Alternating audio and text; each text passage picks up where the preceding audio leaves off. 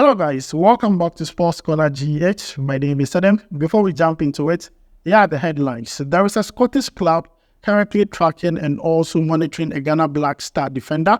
We are going to take a look at who this player is and also the team. We're also going to talk about latest updates concerning Mohammed, Kudus and Joseph Paintsil, and take a look at performances from Alexander Djiku in the Europa League qualifiers and also Fatawu Isahaku for Leicester City in preseason amongst many others. But guys, before we jump into it, don't forget to like, subscribe, and also turn on notification quickly. Let's check it out and begin with the transfers. There is a team in Scotland called Aberdeen, and Aberdeen are currently tracking and also monitoring the situation of Ghana Black Star defender Nuruddin Abdullahi. For those who don't know Nuruddin Abdullahi, his picture is right here on your screen. This player and a call up to the Black Stars on 2 occasions. Even though he did not get a lot of game time, I believe he lent a 10 or 2 from the Black Stars. He was very impressive in the Ghana Premier League. That ended him that call up. Now, in the Ghana Premier League, he was very impressive for Midyama in the 2022-2023 Ghana Premier League season where they won.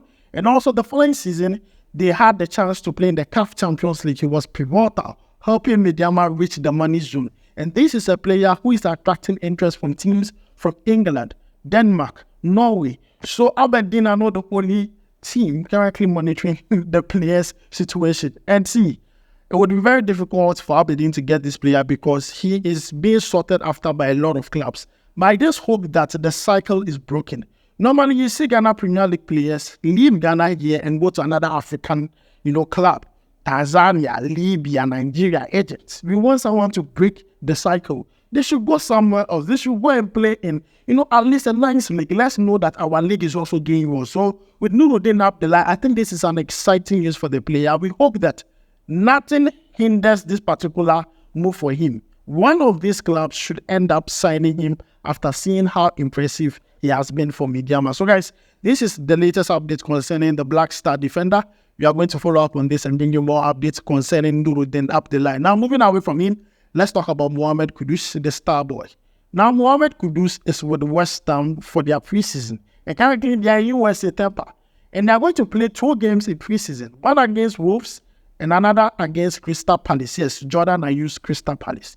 But these games, they are not for free. If you want to watch, you pay. Yes, you have to pay some dollars or some euros or some pounds to watch it. And you can see some of the details live here on your screen.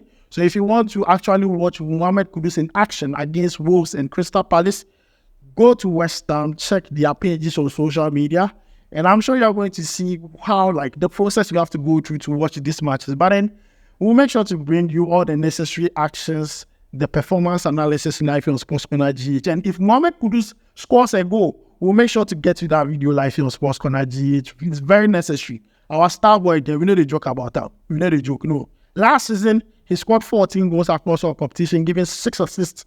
I believe that come next season, he can do more. He himself has said it that next season, he wants to surpass what he did last season.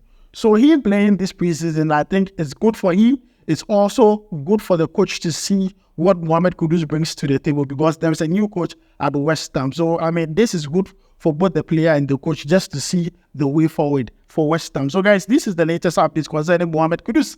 Preseason games, 2. 1 against Wolves, 1 against Crystal Palace. We'll try our best to get you footage live on SportsCorner GH when Mohammed Kudus score or performs very well. Now, moving away from him, let's talk about Joseph Paintsil. Now, I've talked about him a few days ago and how he's banging in goals, scoring goals, giving assists, performing so well at the MLS. And he has talked about his injuries and why he missed out on the World Cup 2026 qualifiers.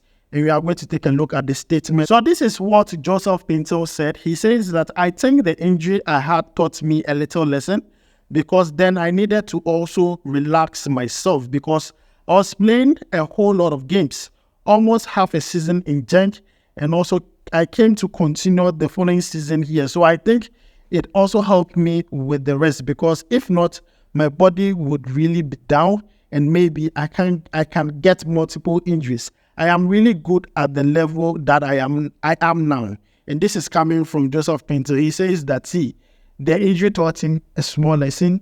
He stepped back from joining the Black Stars during the World Cup 2026 qualifiers with a hamstring. It taught him a small lesson because his body needed rest. He played half a season with Gent. Immediately he came to the MLS. Their season is quite different. He have to continue again. So his body needed that rest, and now he's firing. Now he has 8 goals, 7 assists in 22 games. This guy, almost every game, ever since the injury, almost every game he's scoring, goes doing well. And this is what the player is saying. He says that just dropping out from the Blaster squad, getting that injury has taught him a lesson. His body needed the rest. And now he's performing at the topmost level. And this is coming from Joseph Paintsil. It's not coming from me. This is coming from Joseph Paintsil. So guys, that is the latest update concerning Joseph Paintsil. Now let's take a look at some performances from Alexander Djiku and also that of Fatawu Issahaku. First, Fatawu Isahaku, he featured for Leicester City as they played against Shrewsbury yesterday. The name of the team sounds like a fruit, Shrewsbury. I bet if you know the name of the team, let me know it down below in the comments. Yes, but he only played 45 minutes. He didn't play the full 90 minutes. After the first half, he didn't come back in the game. He was changed. But then, the first goal Leicester City scored, it was through him. You see, he got fouled close to the 18-yard box, and then Leicester City had a free kick, and Mohammed was able to convert that free kick into a goal. So definitely, Fatawu Isahaku had a hand in the first goal Leicester City scored. And I mean, they were wearing their new jersey, and this jersey be fire. I said, if you go take that, you go buy jerseys, so you go tire. Like, Charlie, the jerseys all they come all be fire. This Leicester City jersey is nice. But guys, Fatawu Isahaku was not bad at all. I couldn't actually watch the game, so I was following the commentary from their social media pages. You can see some of the commentaries they were giving live on your screen. And I mean, before you watch the preseason game, you need to pay. Like what I said for West Ham. I also check out Creepy before you can watch their preseason games. But guys, I mean, the fact that Fatawu Isahaku featured, he played 45 minutes, I think it's enough for us. Once he's fit, he played, he impacted the game the best way he could. To me, I'm okay with it. So guys, this is the update and also the performance rating of Fatawu Isahaku. Now, moving away from that, let's talk about Alexander Djiku and Fenerbahce. See, the Fenerbahce team, if you're an investor, I'm telling you, see, Fenerbahce playing at home, straight win. They were playing in the Europa League qualifiers against Lugano. And I'm telling you, see, they considered the first goal, but look at the scoreline right now. Mourinho is going to transform this team. I have always said it. Mourinho at Fenerbahce, one thing is for sure, they are going to win a trophy. And looking at their performance today, honestly, I was following the game, and trust me, Alexander Djiku, he don't be bad like that too. He chop all rough. He play they beat me. But guys, let's take a look at Alexander Djiku's performance in numbers.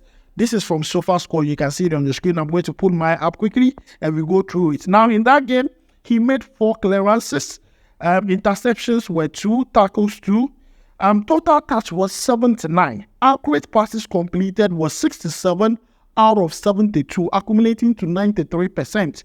He gave 1 key pass. Long ball successful was 6 out of 8. Ground balls 1 was 1 out of 2. And I feel like he was rated too low in my opinion, because when you watch the game and you see how aggressive he was, he deserves to be in the 7.0 rating. But then SportsCorner is giving Alexander Djiku 6.8. It's not bad. At the end of the day, Fenerbahce is winning. We are good to go. But then Alexander Djiku played under Jose Mourinho. It's a player that I hope he brings that form to the Black Stars, because I love it. I love it. And anyone today who take bets, we are winning bet it, because goals, no overs, everything they far.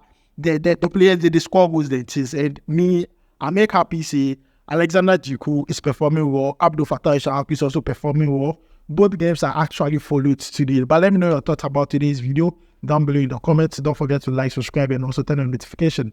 I'll make sure to see you in the next one. Charlie, we go vibe.